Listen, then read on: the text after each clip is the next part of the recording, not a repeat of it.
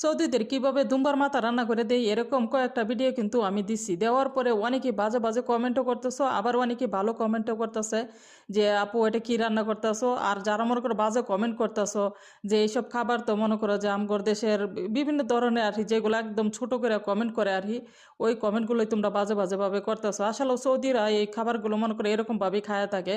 আর তারা যদি না খাইতো তাহলে তো আমি রান্না করে দিতাম না। এই যে দেখো, আমি কিন্তু তাদের খাবারগুলো খাই না, আমি এক্সট্রাভাবে আমার জন্য রান্না করি। এই যে মাছ রান্না করতেছি, আমার মাছ কিন্তু মনে করো যে আমার কফিলে আইনা দিছে, আর কফিলের সারাই আইনা দিয়ে, যেহেতু আমার কফিলের সাত তরফের ফুলাপান সবাই মনে করো যে কম বেশি আমার কফিলকে বাজার সদাই দেওয়া হয়ে যায়। আমার কফিলের এটা যেহেতু 7 নাম্বার ফ্যামিলি, আর কেউ বাজে কমেন্ট করবে না। আসলেও যেহেতু আমরা সৌদি আরবে বাসা বাড়িতে কাজ করি, আসলেও তারা যদি আজকে আমার যদি বাঙালি খাবার যদি নাই না দিত তাহলে কিন্তু বাধ্য হয়ে কিন্তু ওই খাবারটা কিন্তু খাইতে হইতো।